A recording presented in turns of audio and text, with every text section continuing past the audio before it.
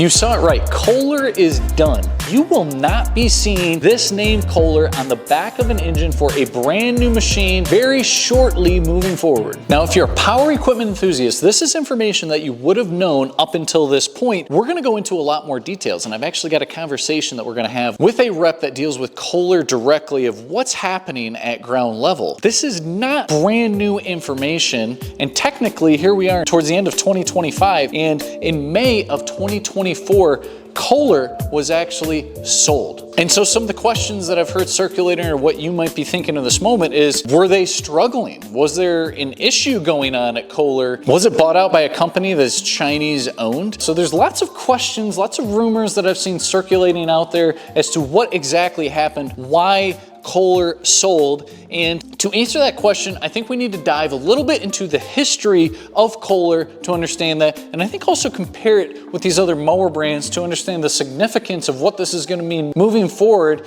in that small engine world. And as we've stated, Kohler is done. So Kohler's done.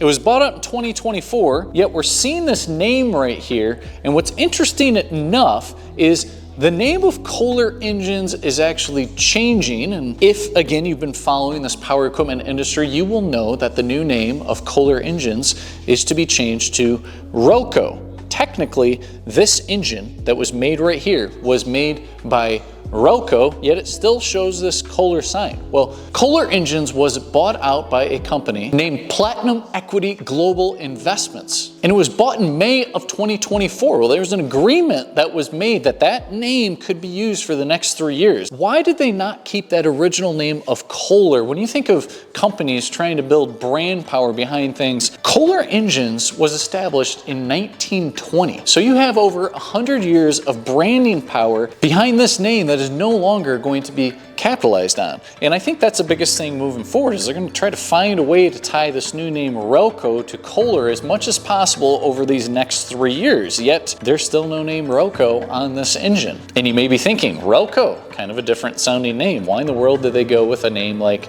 Roco? Well, if you take the name Kohler and you move those letters around just a little bit different way, that is how you got the name Roco. They try to give tribute and think in the future as far as what is happening moving forward. So they kept this KO together. When you think of KO starting the name Kohler, that's really a nod to the past. But the other two letters that they've kept tied together as well in a little bit of a different order is RE. And the reason that they're using RE is because they are trying to give a nod to the past, but also talk about the future. They're trying to reimagine, they're trying to reinvest. And so what they've done is they've, again, given tribute to that old history and past with the name of Kohler. And with all the creativity of keeping a couple of letters together, rearranging, they've decided to just keep the H and the L sort of in the middle, and I don't think there's actually much of a connection with those letters, but again, it does keep all of the letters within Kohler still within that name. And to start shedding light on some of those initial questions that I asked, was Kohler struggling? Like, what was going on? I think to answer some of these questions, you've really got to dive into the history of this company and think about it in comparison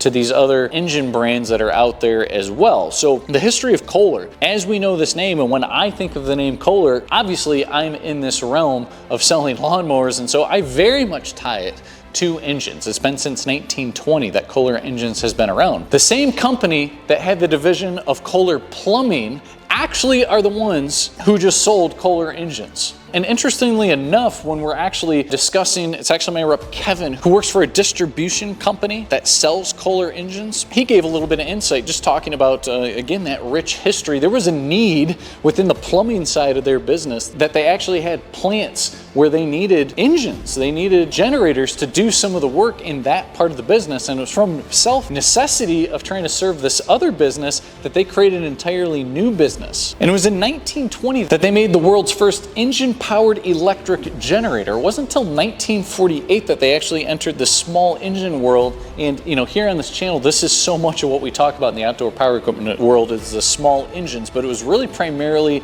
the generator side, and it's still a huge, massive part of the business and probably was a large part of the interest of this platinum equity company I talked about earlier. But I want to hone in on that small engine side of Relco Kohler moving forward to help understand this acquisition. And when we think about the history of Kohler, you know, since 1948 making these small engines until this point right now, you get a lot of history there. We've actually done a video, we've talked about the 3 main small engine brands you can get on a lawnmower nowadays. It's going to be Kohler, it's going to be Kawasaki, and it's going to be Briggs & Stratton. When you think about that history, Briggs & Stratton also 1920, and they started more doing just the small engines. So when I think about that, Briggs & Stratton sort of had a leg up on everybody because they started doing the small engine side before anyone else. And they had just huge market shares because of that. And of course, I mentioned Kawasaki. Kawasaki actually gets its start in the early 1900s doing marine steam turbines. And then it wasn't until the 1940s, Kawasaki very well known for motorcycle engines.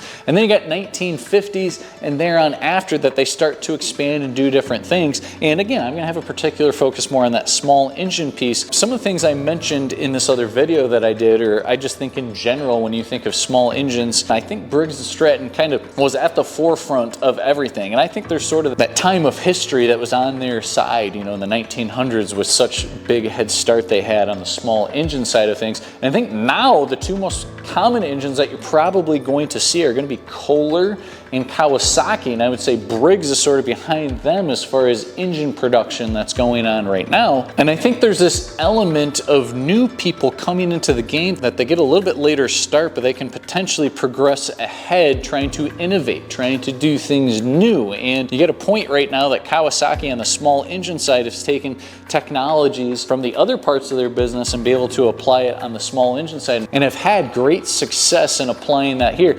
Kohler, with the generator part of their business going here, kind of the same thing applying, right? And when you think of all that history and trying to make sense, why did Kohler sell this portion of what they've got going on?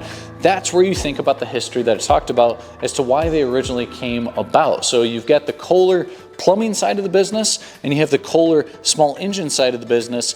And this is the really big key that the new ownership is trying to make is, you know, with that RE aspect of Relco, the reinvent, reimagine, they want to be leaders in the industry. And I think when you're thinking really long term and you think of any sort of business, there has to be a lot of investment, not thinking about this year or the next year, the year after. You're thinking way down the road. And I think that is the case with what is going on here, because you got the plumbing side of Kohler's business and they want to make large investments and focus on this part of the business and get the long-term continued growth. And so what this acquisition is allowing to happen is all the equity that was sold from this part of the business is allowing the Kohler plumbing side of the business to thrive off of reinvestment. And because of the investment that is needed here, it simply just wouldn't be possible to do the investments needed for this to grow. And the Kohler family did not actually sell all of their equity to this platinum equity.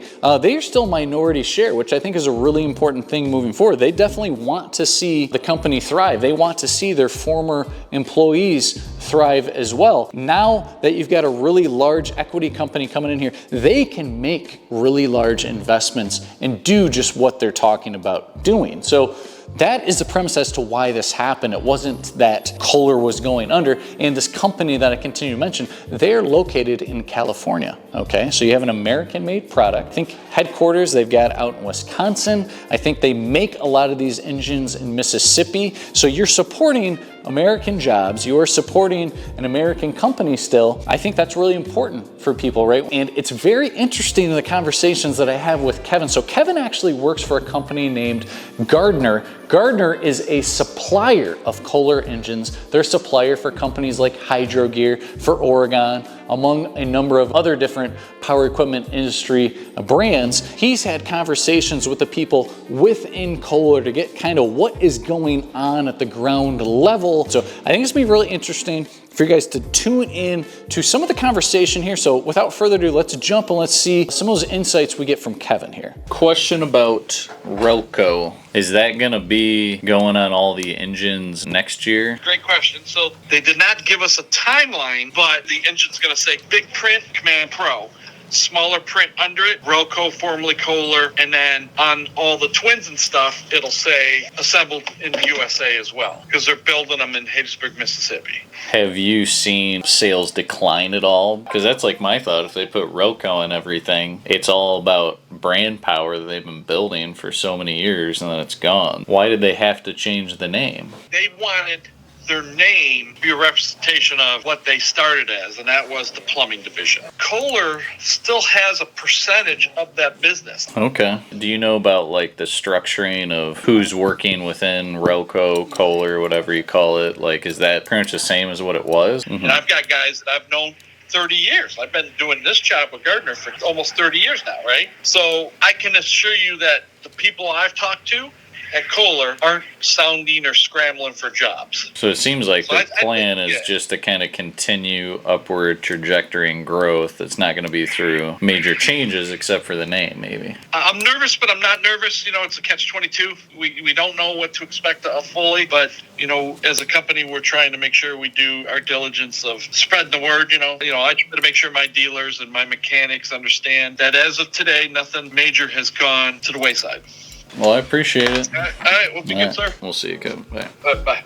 So interesting to see some of those ground level insights, and there's definitely a little bit of unknown in the air as far as that connection. You know, Kevin alludes to talking about how important the name aspect is. When you think about branding, that's exactly what I think. I think moving forward, they've got to continue to tie the name Roco to Kohler as much as humanly possible to tie those things together before this 3-year window ends. But I am curious to know what your guys' thoughts are. Is this going to be the complete end of an era? Obviously, the name is changing, but the company itself is remaining the same, and there's the direction of them trying to be leaders in the industry. Will they pull this off? What are your guys' opinion? Are they going to recede and take a back seat to some of these other engine brands, or will they be at the forefront and really do some great things with this larger investment that they're actually starting to make here? And I really would want to hear your guys' opinions, because I'm really unsure myself where this is going to go. I think all the things they're saying allude to them trying to make an even bigger press into this power equipment industry. So as always, we're going to try to give you guys as much information as humanly possible. Hopefully that helped you guys in trying to understand what is going on with Kohler engines, now Roco engines. And until that next video, we'll see you.